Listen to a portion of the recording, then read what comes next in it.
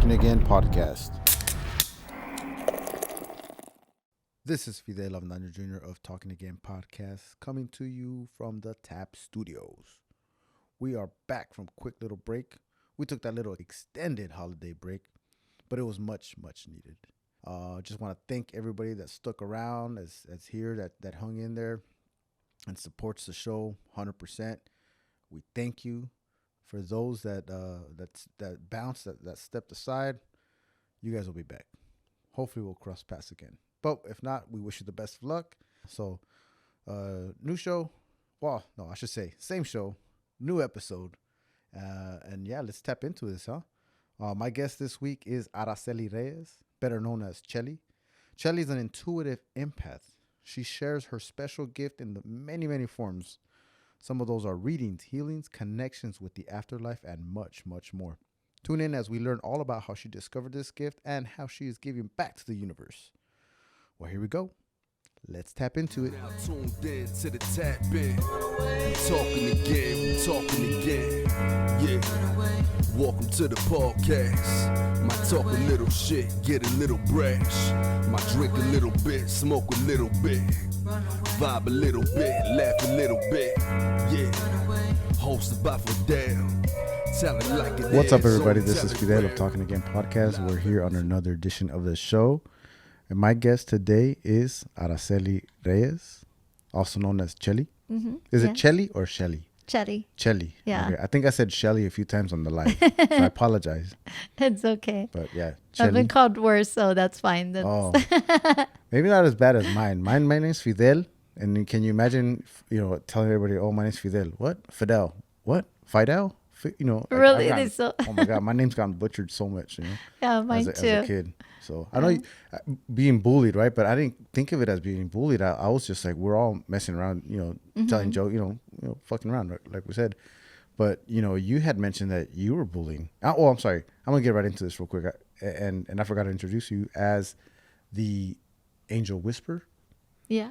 Is that what we're calling it? I guess that's called. I mean, yeah, sure. you say empath, right? I say empath. I don't like the word psychic.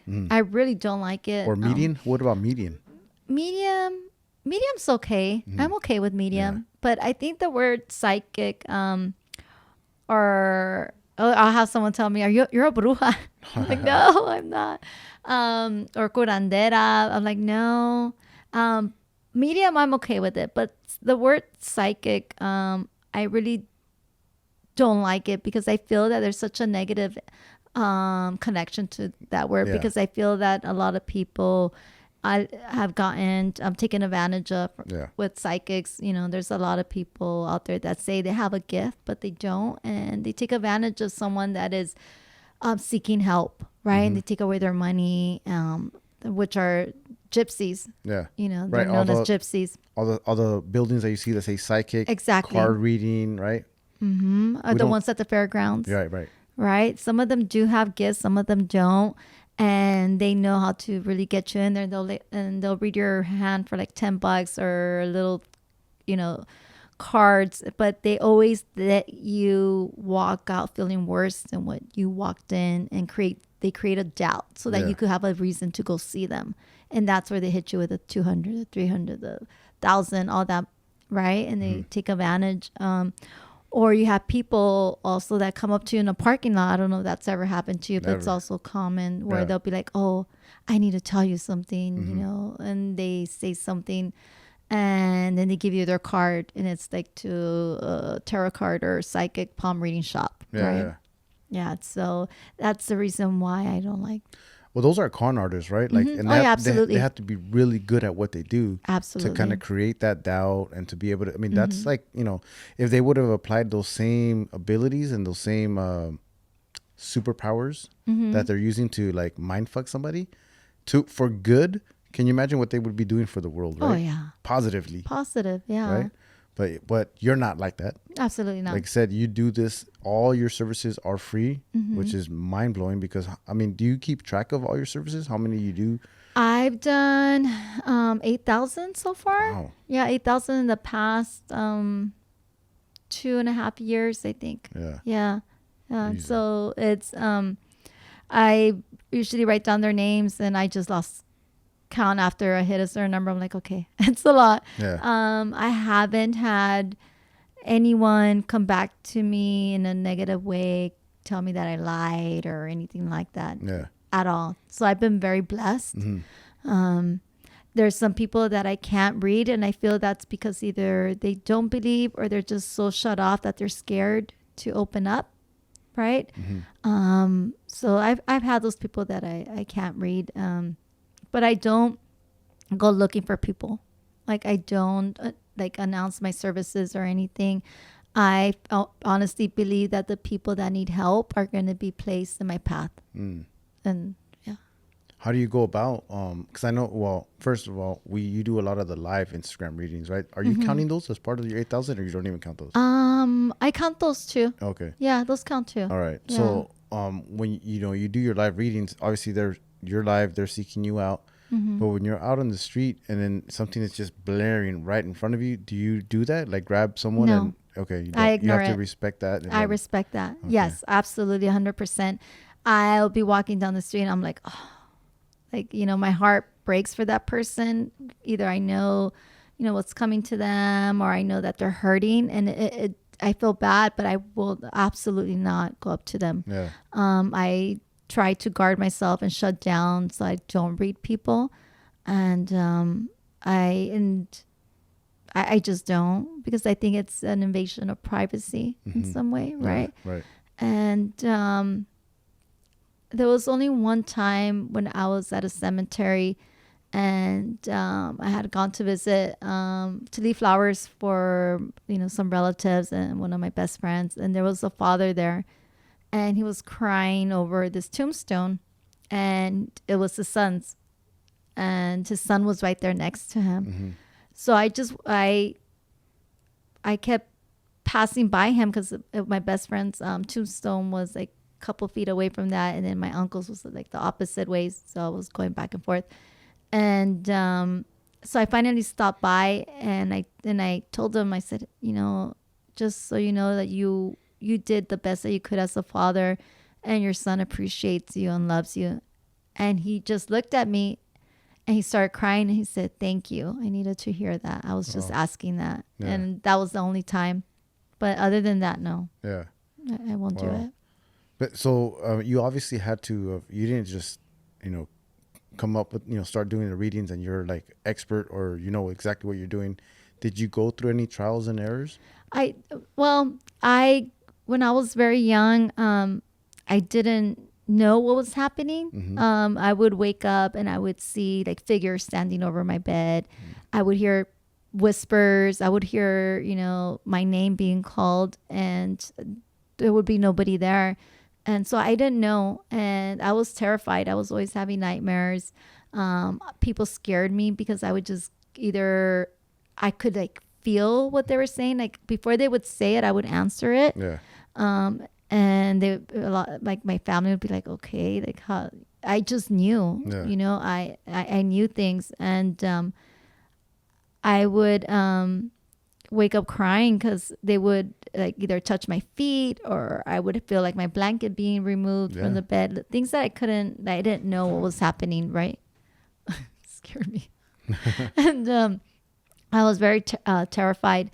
And so I would tell my mom, and the gift that I have runs on both sides of my family. So when I would tell my parents, they would be like, don't worry. And they would pray with me, and they would Yeah. stay there and leave the light on. And my mom would always tell me, if you see anything, send them to me and I'll take care of it. Oh wow. And then I learned to just like block it off by sleeping with music. So I felt like the music was a protection for me because it would drown out the noise, and I would just fall asleep listening to music. Yeah. When I was 5, I learned to communicate through writing, which is what I do now. And the reason I did that was because I just started saying, like, please don't scare me no more. I'll help you. And just don't scare me, and I don't want to see you, And I picked up one day a piece of paper and pen, and they were talking to me, and I closed my eyes, and I'm like, please talk to me through paper. And, Yeah. that's how I started communicating with them. And I saw it as a game.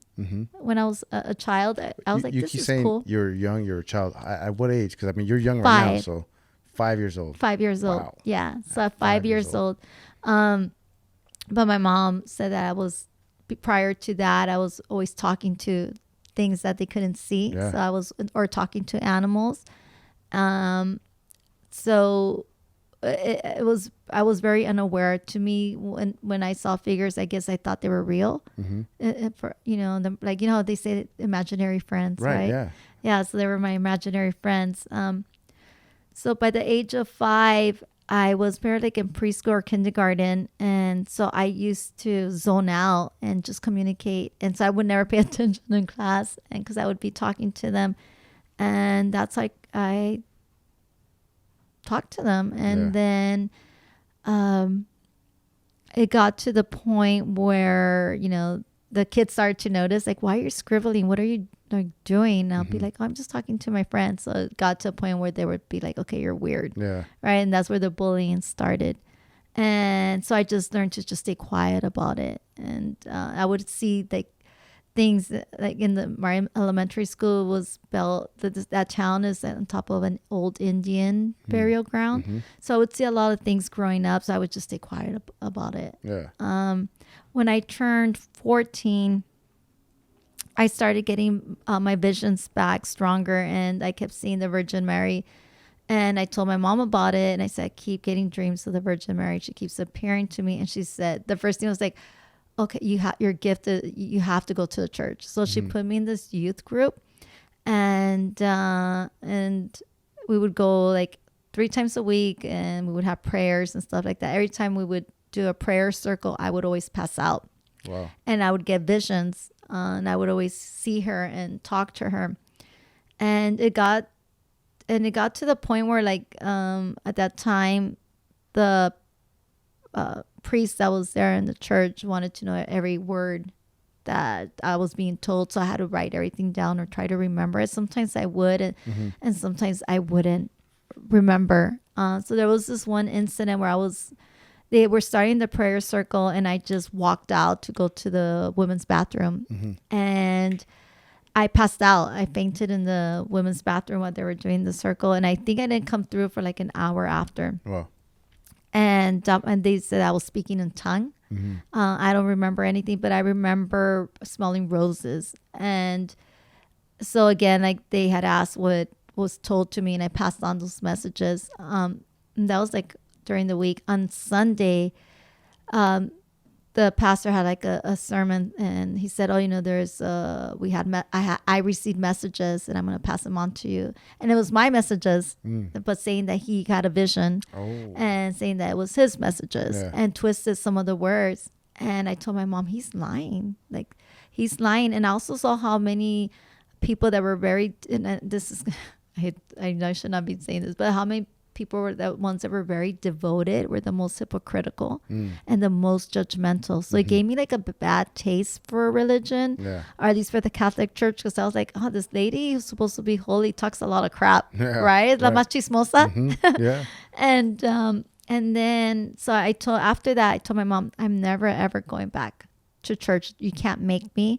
And I just rebelled after that. I shut it down. I said, this is not, if that's what God is, and that's a holy man, and he's twisting my words, and he's saying it's okay, I don't want none of that. And so I shut it down, and I got into trouble, and I would always ignore my intuition and ignore the red flags, and live my life like that.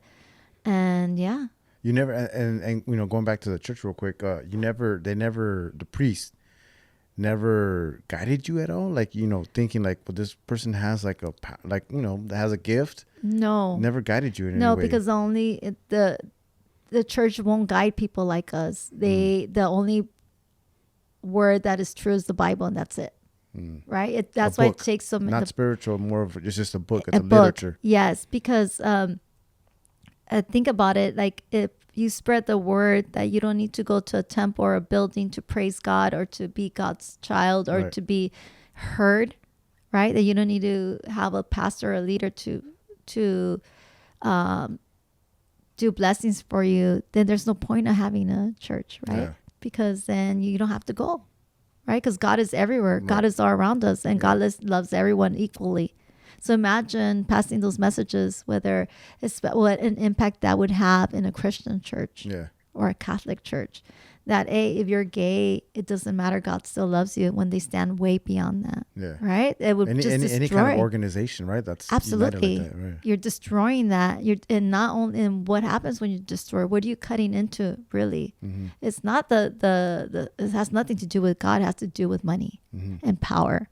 Now you're fucking with people's power and money, and that's a big no. That's all they care about. The Catholic Roman Church is the most powerful and richest entity in the whole world. Yeah. Right? Oh, yeah. And they are not honest.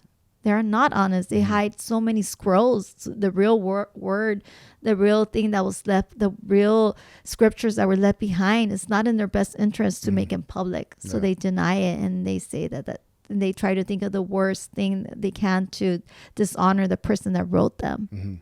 Because then it brings down everything that they created. Power and wealth. Well, that's one of the things, like, for sure, that I've always said is not even so much the money. I mean, I think power is the more thing that they look for, right? Power. When I say they, I just say anybody in general that's looking for something absolutely. like that. And they take advantage of other people, right? But it is crazy that's how every major business is run that way. Absolutely. You know, and so when you put light into it or comparison, you think like, and I know we're getting into like this whole church thing, but every business is run the same way that the church is run. So it's actually kind of like a business at some point, right? Oh, like, yeah. I mean, all of these the church is a business. Organizations, right? Absolutely. Yeah. 100%. It's all a business. And the thing is, they keep everything so secretive too. And they have the control of who is a saint or not. And it takes hundreds, if not thousands of years to say that one person was a saint, right? Because they have to put all these, this person has to have done so many miracles or whatever the case is. But it's like, who the hell is the church to say who's a saint or not? Who the hell is the church to say who has a gift or not? Yeah. And I think what angers them is that some of these people that speak in the name of God don't have the ability to speak to God, right? Or the gifts or anything, because if they did, they would not be the way that they are, corrupt. Yeah. So I'm not shamefully, I can say here and tell you that I'm Catholic, raised Catholic, all that. Done some of the sacraments, you know. I'm not educated in that, right? In that field as far as Catholicism, just not. So I don't know too much about the saints and all that stuff. So when you speak to the angels, right? Saints are coming in. Or is it? I could communicate with saints too. So those aren't the same saints that the church is presenting? No, yeah, they're the same. But what I'm saying is that the church, it takes a while for them to canonize, that's the word, to name a saint. Sometimes it takes maybe like 50 years after their death for them to be able to be named a saint. Okay. I'm not saying that, that it's wrong. It's just the process that they put these people through, right? To give them that sainthood. It's crazy. We did an episode on that actually, where we talked about saints and what these people go through. Yeah, that what they go through and the process. But yeah, I could communicate, and sometimes I do. Sometimes I'll ask for for guidance from Saint Judas or Joan of Arc or Saint Teresa. Like I ask for their guidance. But a lot of these people, if you look into their backgrounds, they suffered a lot. Yeah, they suffered a lot, and they suffered a lot from the hands of the church. Right. And so it's very interesting to really like pick any saint and read their background. A lot of these people were not perfect. Yeah. Right. They were broken, and God gave them an ability and a gift for whatever reason. And it repeats itself. All these people throughout history. So it's like, okay, where are the pure ones? Where are the ones that are so holy and dedicated? Yeah. Why aren't they saints? Why weren't they given gifts? Right. Because the people that are broken or hurt or are the ones that believe more in God than anybody else. Yeah. Right? Because they feel that pain. So, yeah. Well, I mean, you're definitely going down hard on the paint right there with the Catholics, but Mm-hmm. or any religion. But to that note, when you're doing your readings, when you go live, Mm-hmm. and are you getting a lot of that negativity as well? Because I know when I went live with you, we saw a little something. It was more humorous than anything, but Yeah. they went off on them. And I get it though, right? Because Oh, you know yeah. you got your supporters, but you sometimes you get some real haters, right? Like the real hates. And I'm talking like negative black energy. Do you get Yeah. any of that? Like where I they're gonna try to do some shit on you? I've had I feel that I'm very protected. Mm-hmm. Like very, like I've been in so many like close call accidents. Actually, on the other day, I think like 2 days ago, I was driving to work, and I'm not kidding you, Fidel. Like there was the cars in front of me. I saw it coming. They crashed like one to the other, and it's like I saw it in slow motion. There was a truck right next to me that was gonna like T-bone me, and on the freeway, Oh, wow. because they were on the carpool lane, and my car just like I just passed it by seconds and left it behind me. Yeah. And I've been so many like near death. I flew off a freeway overpass and Wow, nothing yeah. happened to me. Jeez. Like so many things. So I feel that I'm very blessed, right? I could feel when my energy is getting attacked. I've been attacked in so many spiritual ways. But yeah, I'll have the big haters. And believe it or not, the people that are the biggest, that talk the most or the biggest haters are the most religious ones. They are. And Yeah. I don't understand that. Right. Yeah. And I never get angry, and I never, talk shit back to them. I just, I understand that they're scared. I understand that they don't understand it because they don't see it. And that's okay. Yeah. It's okay to be skeptical. It's okay to not believe. It doesn't affect me in any way. And if someone tries, I feel I'm very protected. So if someone was to send something my way, I would feel it right away. Yeah. And, so yeah. I know I told you earlier that I have that attitude of like fuck it, right? Yes. And That's a great attitude. it is a good It attitude, is. but I think where I fail is that I don't I fail to understand why I say fuck it. I'm quick to just go nah, get out of here, right? But I'm not taking that time to like read into it, see why I'm taking that approach, right? As like you're kind of like a little bit more methodical that way, where you think a lot more about it. I think that's where I fail at. But at the same time, I only do it for my own health, my own sanity. I say fuck it, Yes. I'm done with it. Mm-hmm. Is that something that you as someone that's always into reading and doing all that stuff, that do you have to do you feel like you have to do that, work on that, on getting to know the why?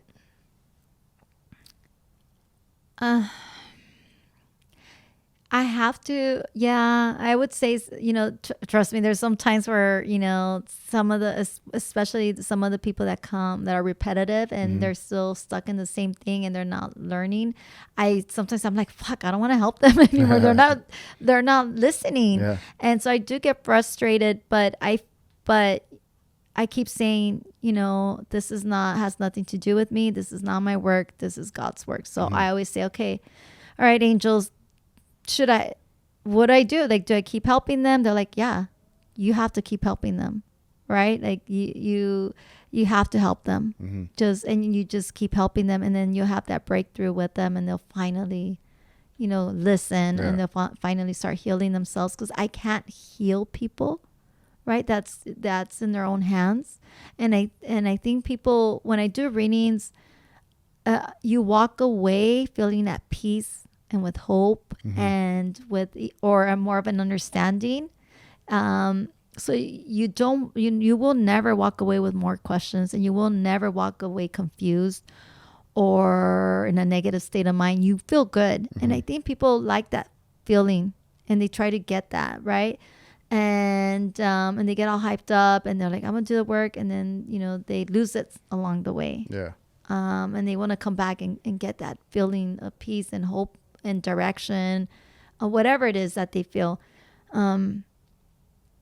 But I can only do so much. I'm just here to pass on messages and hope that they listen, and saying like the way that you just brush it off, right? You're doing it to protect yourself, to protect your health, because it's very draining. It's very draining. And So it's like, when you have that one friend that has so many problems and they're just going on and on, you get to a point where you're not even listening. Yeah. Like you're already shut down, right?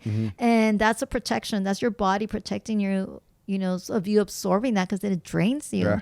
It's very draining work. I get tired right away. If you see a live, I'll start out really happy. And then towards the right. end, I'm Yeah. like super tired. Yeah. I'm like done because it's just like all my energy is getting pulled because I'm taking people's darkness and I'm absorbing it and giving them what I have. So it's very draining. And I've had, some readings, especially during COVID. Oh my gosh, it was I'm so sure. heavy. Yeah. And a lot of young kids, man. I helped so many that were just on point of suicide because the schools were shut down. Yeah. So they couldn't get in contact with their friends. They were That's when stuck you're with the their most parents. sociable, right? And you're like, they're telling you not to be. Not to be exactly. Yeah. And some kids were going through some stuff, right? Especially high school kids that were seniors and Yeah. get to graduate. Yeah. It was a lot going on. And turning from in-school learning all of a sudden to online that you only do in college. So that was an eye-opener for teachers and kids and parents, Yeah. for all of I us. think all of us, yeah. So that's when my abilities really took off. That's when I was really started helping people. And that's when my daughter pushed me to do just an Instagram for the readings and then a TikTok and then to do lives. And so all the credit goes to her because she said, you got to help people. This is what you do. And so she took that. I was like, I didn't want people to like make fun of me or make fun of my kids. At this point, you were just doing readings for individual close people that you knew and that knew that you had that gift. Yes, exactly. And then that person would refer someone. And that's how it started with referrals. Like, I have a coworker, could you help her? My cousin does readings, she'll help you. And that's how it just took off from there. And it just, until I started my own Instagram page because I was doing my personal one. And my daughter's like, now separate it. And I had like 30 people. And then she posted something and it took off. And then, if you see like my Instagram where I do my readings, I don't follow anyone. I have 700 followers right now, but I don't follow anyone. And you follow 7 people on the podcast. Oh, is that the podcast? The podcast, one? Oh, yeah. okay. But on the Light Angel Whisper, that one, I don't follow anyone because I never want people to say that I looked at their IG page to get information. Yeah. And then it would be, I don't want to... give fuel to the skeptics. Yes, exactly. Give fuel. And then I also don't want to get overwhelmed with people's things. So it's better that I don't know anything. So that's why I keep it that way. Yeah. Wow. We're also off air. We're talking to your daughter Mia, who she's here in studio. You're also your co-host of the podcast, Living with an Empath. She had said something about she really she heard something on the background of someone had a problem. She really wanted to know about it. She referred them to you because she kind of like selfishly wanted to know what the story was, right? Yeah, the chismosa. The chismosa. That's what it was. You said it. I was trying to be nice about it. But, do you ever get that, like when you help someone out, where you give them that advice? Do you feel like, I wanted to know what the turnout was, what the outcome was? Yeah. I know you get some people that do come out and reach out to you. Absolutely. But then there's probably some that don't, right? We interrupt this episode for a special announcement. Cheli and Mia of the award-winning podcast Living with an Empath are adopting a nursing home for Valentine's Day. What? A nursing home for Valentine's Day. And what do they need from you? Donations and volunteers are much, much needed. Candies, cards, stuffed animals, any monetary donations for flowers, or maybe even your time. Some baskets need to be made. Product needs to be delivered. If you guys see fit to do this, please go ahead and give them a follow. Living with an Empath on Instagram. For more details, make sure you guys make sure you follow them. Now, let's get back to our regular scheduled show.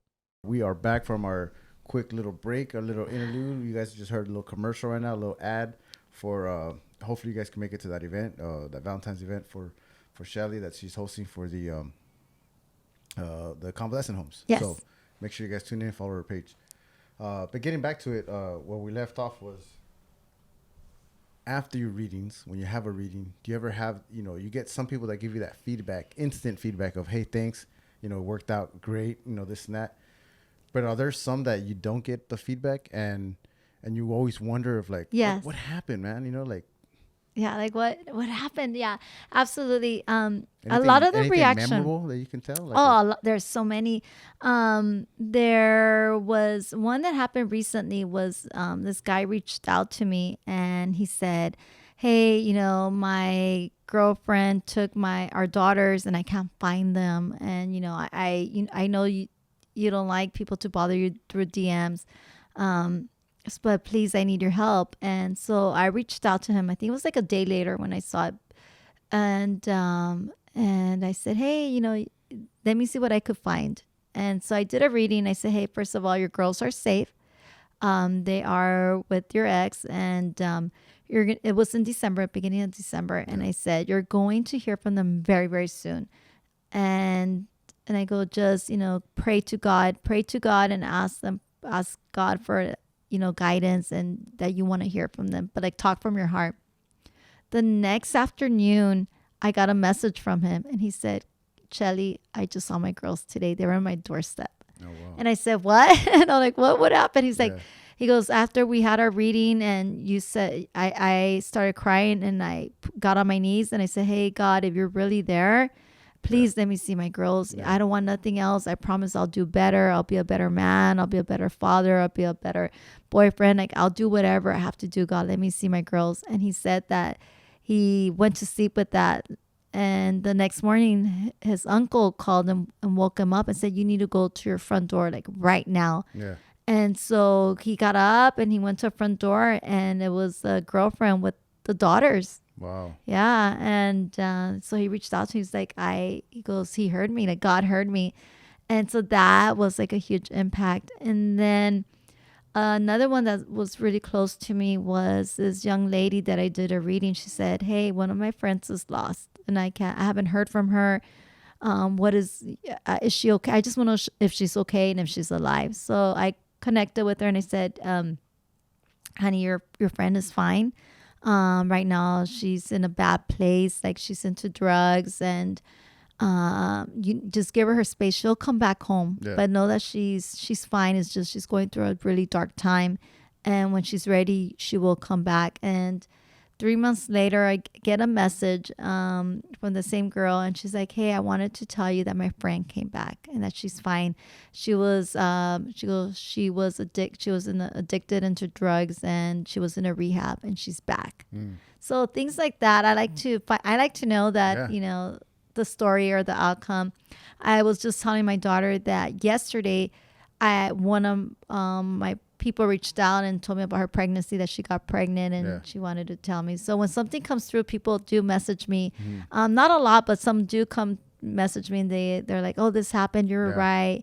And it might not happen right away, but it does come through. It's so I love hearing that. I love hearing that, I'm helping people in some way, and just curiosity to see what happened. Right. Right? Like, Of course. chismosa. any of them right now that you can think of off the top of your head that you don't have feedback for, that you wanted to, that you're like, man, I don't know, I guess you don't have to say the person, but like a story or an incident that I never heard back. Yeah. Oh, let me think. I know there's got to be one in there that's like, whatever happened to that one, That one person. Let me think. I don't want me to put you on the spot. No. I'm just trying to think. But everyone does reach out. I think pretty much everybody does reach out. I can't really think of anyone that I've been wanting to find out what happened. Yeah. Because I forget. There's probably some of that There's so either many. you forget or you're just I think that's all what right, it is. I gotta like no more burden. It's right? like fuck it. Yeah. It's a fuck it energy. It's a fuck it energy. Yeah, because it's very draining when I do readings. It takes a lot out of me. Yeah. And so yeah, when I'm done with them, it's the fuck it. Like, I have to cleanse myself and detox. And I was saying earlier about like how there was a lot of people that needed help because of COVID. Right. Right. The And there was this young gentleman, this kid that I was helping. He was 16, and he was on the point of being suicidal, and he reached out to me. And it was crazy because that day I had one after the other. It was that young kid, and And so I've been helping him for a year, and he is in such a different place. We even had him on the podcast. His name is Ivan. He's in one of the latest episodes, and it was very interesting to hear that. As a parent, everyone needs to hear that episode, but it was his point of view, because he came out, as I don't know what the word is. What is it? Gay? Just gay. And to his father, and it was a long, difficult decision for him to talk about it, but I told him, just talk to him, be honest. And, thankfully everything went well. And so he talked about his experience, and him and my daughter were talking. And as a parent, like, we're not perfect, right? And so I learned a lot. I learned so much from my daughter, hearing my daughter talk and hearing him talk. But he's one of the ones that I've always been curious and always reach out to him here and there. Like, hey, how are you? How are you doing? Yeah. So I think he took a big place in my heart. The day after, one of my daughter's friends reached out to her, who was also on the point of committing suicide. And it was just on like a bombard. Like, it was like one after another, all young kids. It was all during that COVID time. So bad during the COVID time. And it happened like within 48 hours. Wow. And by the third day, I was so depleted and drained. Like, I was depressed. I was crying. I was seeing like the Titanic, like all these movies, just to let all these feelings out that were not mine. Yeah. And my daughter that day brought me flowers and brought me food and tea, just because she knew. And she was like, she knew what I was going through, and she knew it was other people's and the heaviness of it. Yeah. And, because knowing that a person's life is in your hands is scary. Of course. Right? What you could say the wrong thing. And it's a lot of pressure. It's a lot of pressure. It's a lot of pressure. It's a lot of for someone. Yeah. Responsibility. It's not my responsibility, but it is. I don't know if that makes sense. Like, I could not walk away from someone that's that hurt and not know that they're okay. Yeah. So all those people, I do reach out, because I do want to make sure that they're fine. Well, no, it's like the, not to make it all cliche, but especially with this recent Spider-Man release, right?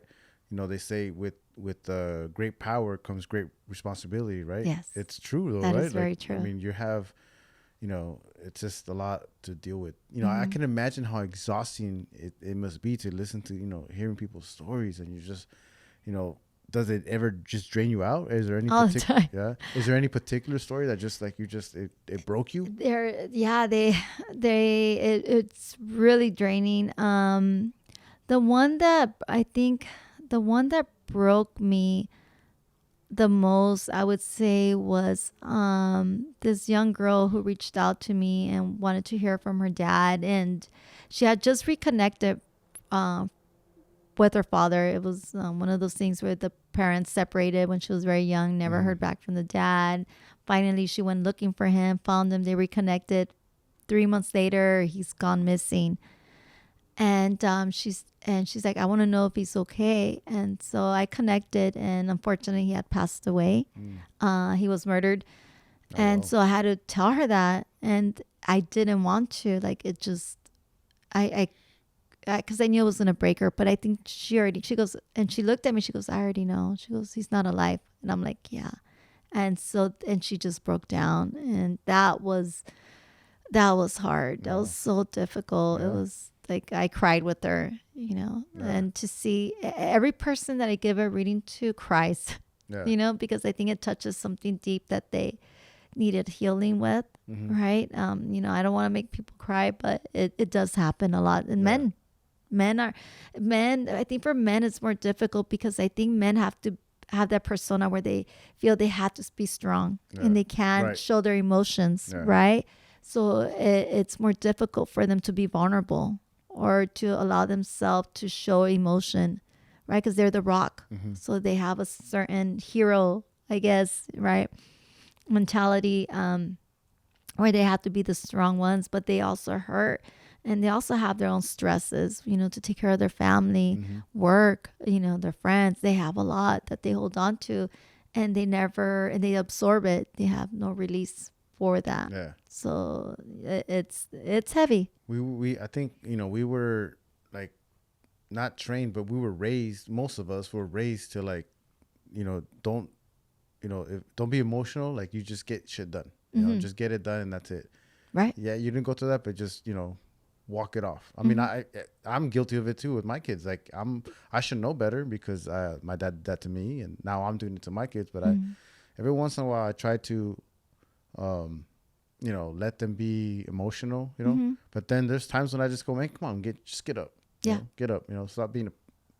Yeah, we know what we're saying because yeah, I'll get yeah. I'll My get all ex the would say right that wings. a lot to my son. He would be like, "Stop being a pussy." Yeah. What's we call it the pussification of America, right? Some of right. these kids Yeah. are just So like, my ex would do that to my oldest a lot, and my oldest is not athletic. He's not. He's just the smart one from the family. He's just very different, very quiet. He's into technology and building Legos. That was that kid, right? Yeah. And so my ex would put him into martial arts because he said this kid's going to get beat up. He needs to be able to defend himself. And it's funny because Brazilian Jiu-Jitsu was the martial arts that my son picked. They went to different, all like Muay Thai and boxing and everything that was out there. But he didn't like any of them because he didn't want to get hit.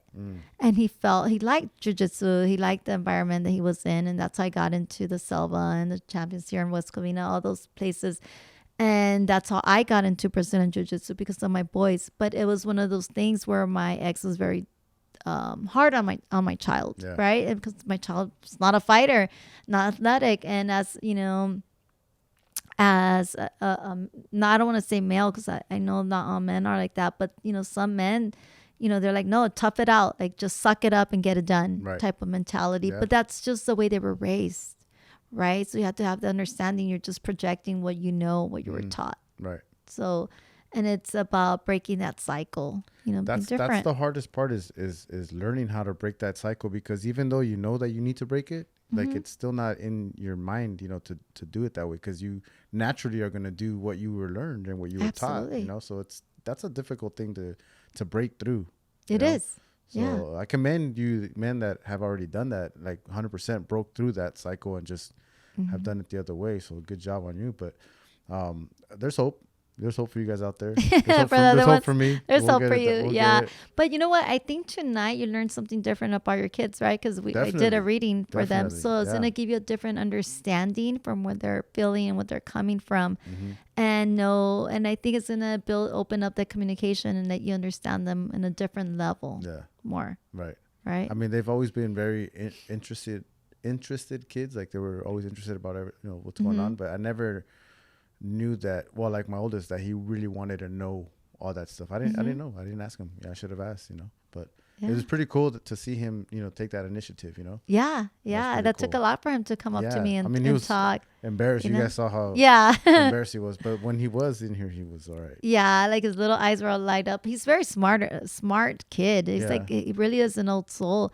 And the thing is, it's not, when we see our kids that are shy and they're not maybe athletic like the other ones, that doesn't mean there's something wrong with them or that they're less than a man. That means that they're going to be the greatest men ever. They're going to be great husbands. They're going to be great fathers. They're going to change the world in their own way, right? Helping others. He could be a freaking surgeon if he wants to be. He could be anything. That's what I wanted him to get, that message that you could be anything you want to be. And really have him believe in himself. And I think he already knows that. But he stresses a lot about school. And that's just the drive and the work ethic in him that you guys installed in him. But I mean, for all the men out there, we can help the way that our parents raised us. We just adopt those teachings that we're taught because we don't know any better. And, it's okay to cry. It's okay to feel stressed out. There's a lot of, I don't think we give men that respect, right? Like when even women do this, and you'll see in, I don't know, some of the TikTok videos where men get emotional and we start to tease them, oh, you're gonna cry, you're gonna cry. So right, so that's our fault as women. So I, on behalf of women don't be assholes, right? But we do that, right? We start making like teasing, and even though it's seen teasing, but the man takes it personally, right? it's So they try not to show their emotion. But how could you show your emotion when you're teasing them, Yeah. right? So There's a it's lot of just- pride. There's a lot of pride that goes into it, and all that. That's one of the reasons why I know I didn't want to have these kind of conversations. That fear, and I still have a little bit of it, where that fear of crying, especially crying in Yeah. public, like for the hundreds of people, thousands and millions of people watching, probably just hundreds. But yeah, like that fear of crying on air, like Right. who I wouldn't never think, but I've sat with guys right here that literally just Alexander the Hood Foodie. He's sat here and cried a number of times, but he's a guy that's emotional and lets it all out there, and that's why he's real. I mean, he's a real guy, and not to say that I'm not real, but I still haven't reach that. reach that And that's okay. And that's okay. It's hard to break something that you're so accustomed to, right? That's your safety. And that's okay. There's nothing wrong with that. It's just, with time you'll learn, I think, to do that. Yeah. Right? You'll embrace it. But yeah, it's a tough world. And I think you know how we say like this newer generation, they don't give a shit, right? Yeah. We're like, they're so lazy, and but it's just they're breaking that cycle, Yeah. right? So it's not that they're weak or anything. They're smart. They're the fuck it attitude, right? Yeah. The fuck it generation. Right, there we right, go. exactly, They're the fuck it Fidels. generation. They're the Fidel You generation. started a movement. You started a movement. Yeah. Yeah, because they know there's bigger things in the world to worry about than petty stuff. So Right. they don't let it get to them. Yeah, that's good. But enough about us petty guys over here. But you did mention the BJJ, right? Brazilian Yes. Jiu-Jitsu. It's funny how your kids started it, but yet you're the one that took it to a whole nother level. Right. Now you're doing fitness, health, life coach. I saw that right on your page. A lot. I mean, that's a whole nother movement there. Now you're doing, several different things, right? You have your hands in different pots. How's that for you going right now? I know that you're definitely. I know you're cutting. If you guys are following her, you're cutting down because you're doing that tattoo expo, which is pretty awesome. Yeah. We'll get into that a little later. But Brazilian Jiu-Jitsu in the house, how did that affect you in your life? It helped. Like I took Brazilian Jiu-Jitsu on because I wanted to understand what my boys were going through. And it was at the point in my life where it was my ex and I were separating, and I said my kids were doing tournaments at the time, Yeah. and I'm like, how I know he's not going to be around. I just knew it, and I said I need to be there for my boys. So in order for me to understand what they're going through, I can't be the sideline mom. I need to try it out. So I jumped into it, and I ended up falling in love with it, and I've been doing that for about 4 years now. Wow. But it's helped me build my confidence, and it's helped me as a woman feel safe because I know I could protect myself, and I've used it like in occasions when I'm out with the Really? girls. Yeah. Oh, wow. I had slammed the guy's head on the table once. Yeah. Damn. And so it has helped me out of risky situations, but I think every person out there should try some type of self-defense because everyone should be able to defend themselves. We live in a crazy world. Yeah. You're not. Are you ready to take on Ronda Rousey? Hell no. no. not yet. But yeah, I have a strong love for that because I know it builds confidence and it helps people. And as far as the personal training, I've been doing that for a couple of years now, but just as a side gig, never took it on full time because I had a career in business development for construction companies. But with COVID, it just forced me to take that on full time, and I love it. And life coaching was something that I took on during the pandemic because of the whole depression thing. Right. And I was like, how can I guide people that has nothing to do with readings and help them out in a different way? So I took a course in life coaching. I passed it in health and wellness, and now I'm doing life coaching. Everything that I do is to help people in one way or another. Yeah. And my next project is to open a nonprofit health and wellness center for veterans to offer free services to help them use fitness and life coaching and nutrition, healthy options, other than turning to alcohol or any other negative, toxic, harmful things because I feel like our veterans deserve everything they put up so much and they sacrifice so much. So that's a lot of them get pushed down to the side, right? Absolutely. Like it's like they give them a little bit here, like this is what you have, but then after a certain point, you're just off to the side. Yeah, they get forgotten. Yeah, and we should not do that to the people that protect us. We live in a great country because of the soldiers and people that give their lives, and we don't give them Boots on enough the ground. credit. Yeah. Absolutely, 100%. And my uncle passed away because of symptoms of PTSD. He turned into alcohol to cover the loss of his friends that he lost, and we couldn't help him because we didn't understand what that was. Yeah. The only thing I could do was listen to his stories about his war stories and stuff like that, and support him that way. But my family, his siblings, didn't know how to help him, and he ended up passing away, and he left 3 sons, and I don't want other families or other veterans to go through that. So that's another avenue that I'm hoping by next year I could have that center going. Yeah, that's pretty awesome. That's cool. Good on you on that too. Do you ever get the life coach training that you took from that online course and then that stuff that you've been doing for the last couple of years? Does that ever meet the readings in any way? It has. Yeah, it has. Some of the clients actually that I take on for the life coaching are people that I've given readings to. Yeah. So we meet for an hour or 45 minutes once a week, and we focus on the good things, and then from there we to whatever they need help. And then towards the end, I always give them an option, like if they want to ask me a question and see what they need to work on. Yeah. But I do combine both of them. So yeah. I know I do hear sometimes when when you give your readings, you give them the information that you're getting, and then you always kind of end it with a little life lesson quote kind of thing. You know what I mean? Does that have a little bit to do with it too? Yeah. Or is that something that you've always done? No, I think that has something to do with it too. I think with the life coaching is mostly holding people accountable, right? To stay on the path. And it's amazing to see the transition from beginning to within weeks, where people, they don't have any hope, or they feel like they're never going to stop crying, or they're going through some stuff. And to see them like a month later, doing better, that's such a good feeling. But with the readings, I give them a message, but I can't. It's up to them, right? So it's como tú dices, like I don't know what happens. I don't know. They follow through. I don't know. But with the life coaching, I could keep guiding them. So it's a little bit different. And the people that don't do the work, I always call them out, because I'm like, dude, you asked me this question 5 times already. I'm not helping you no more. Yeah. I can't help them. And there's some people that can't make a decision without asking me.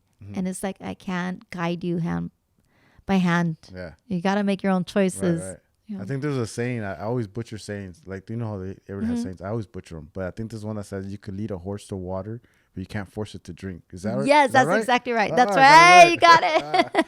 This is like a good moment for me right now. There you go. But yeah, that's exactly what that is, right? 100%. Yeah. Yep, that's exactly what that is. Yeah. Wow. Yeah. There's one, God, I don't want to say it, but there's a friend that I would give readings to, and it got really like heavy, and my daughter was like, that's it.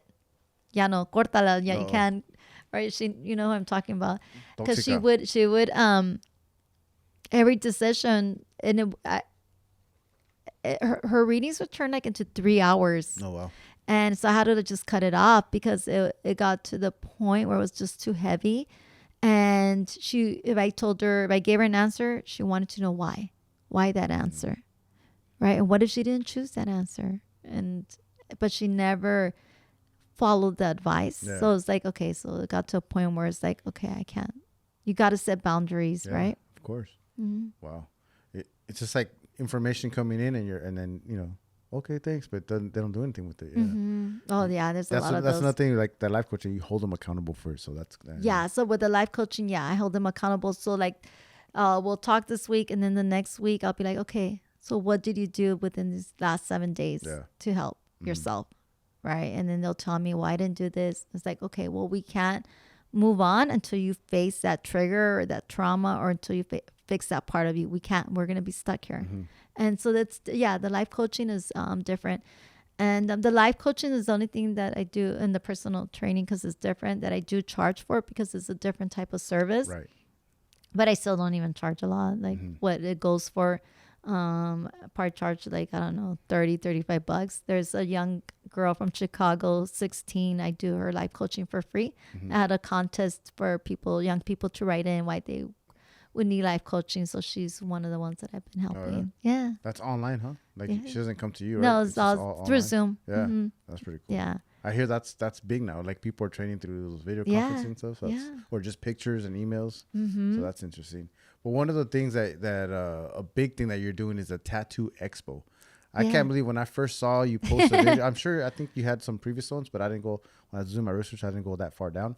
But you recently posted a video of the tattoo. It's like the Phoenix tattoo that you have, right? From like your, I guess your, what is it, armpit yeah. all the way down to your knee. Yes. That's intense. Yeah. And It it's was a like tough several one. hours and hours of work. What made you get that tattoo? So that tattoo I have been wanting to get for the last 7 years. I've always been into Greek mythology, and the phoenix is a legend that comes up not only in Greek mythology, but in Chinese stories, in Aztec stories, and Mayan stories, and Native American stories. It's a bird that represents a rebirth, right? That no matter what you go through in life, no matter how broken, no matter they burn you down, you will always put yourself back together and rise up. And it had, reading that story and that legend, like I really resonated with that bird. And when I was going through my divorce, it was a very difficult moment for me. It was like my darkest. Like my daughter says, I've been into very toxic marriages. One where I was very, very young, that I got married to someone who was in a gang and a very toxic person. I was about 17 years old, and it just goes back to the same thing where, you know, I came from a Catholic family, and it was like, okay, you slept with him, now you're gonna marry him, and I couldn't leave that marriage, and so that's a whole nother story. But I survived that, and then I met my now ex, and that was difficult because he had an affair, had a whole family on the side. Wow.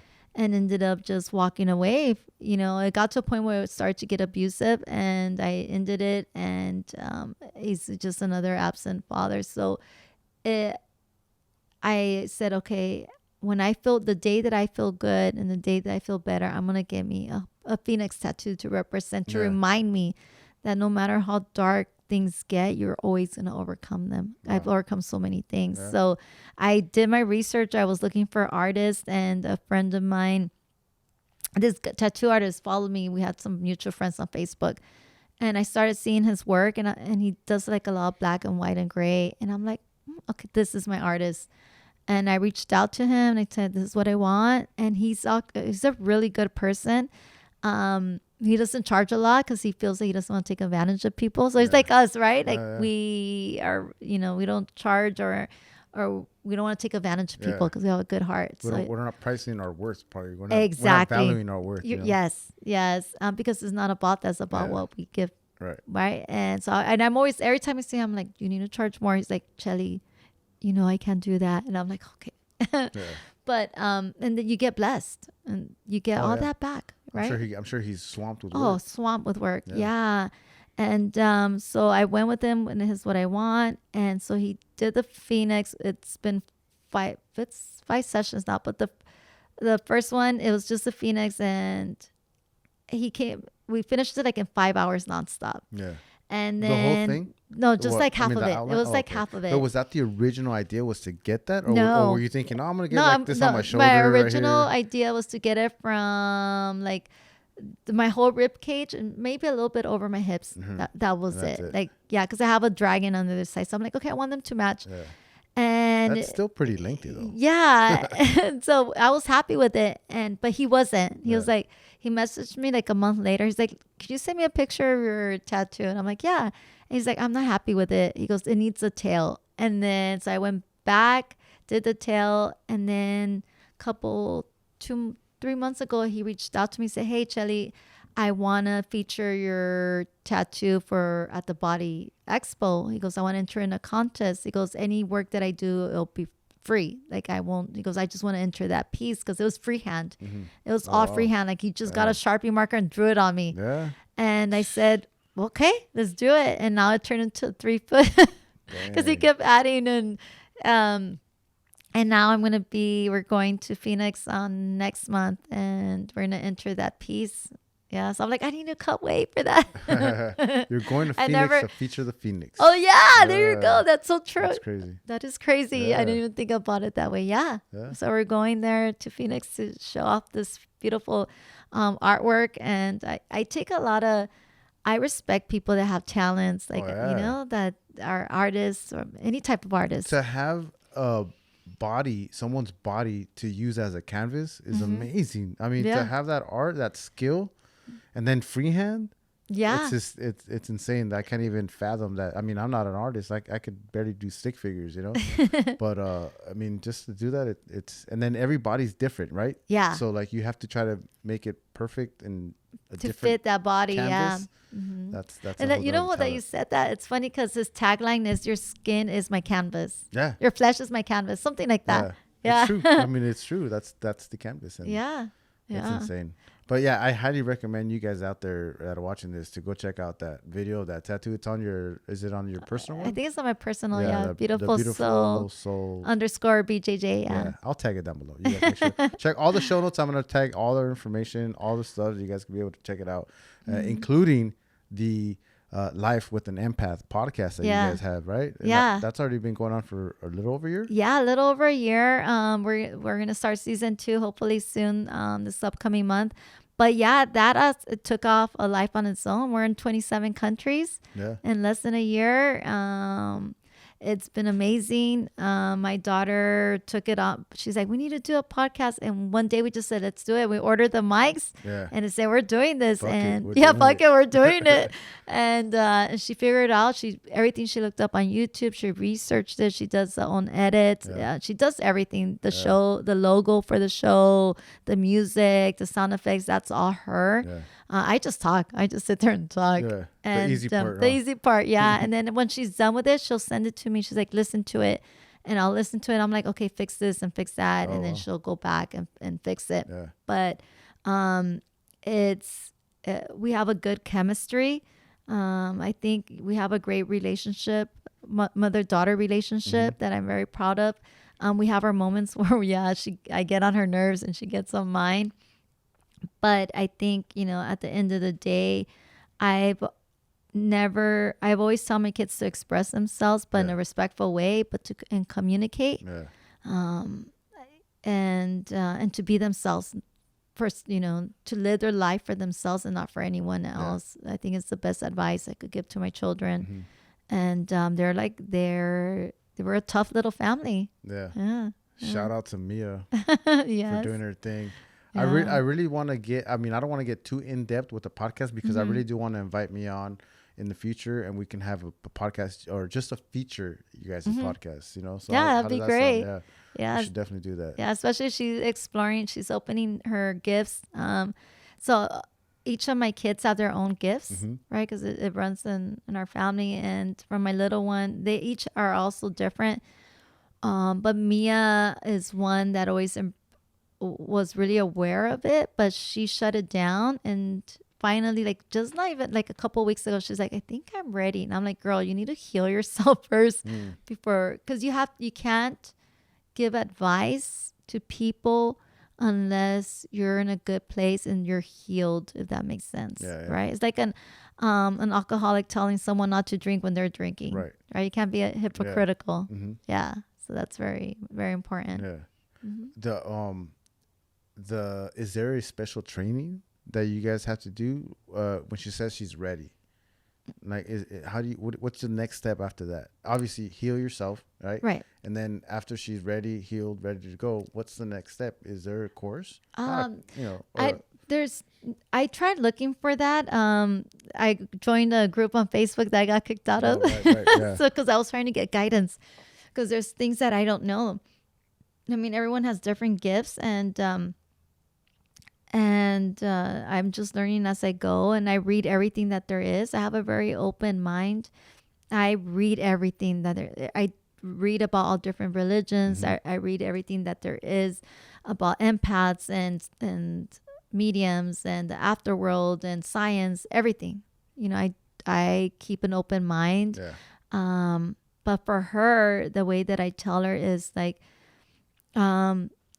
whatever issues that you have, you have to fix all those broken parts of you. You have to make peace with the people that hurt you, whether it's relationships, whether it's your father, whatever those issues you have to make peace with them for your own good.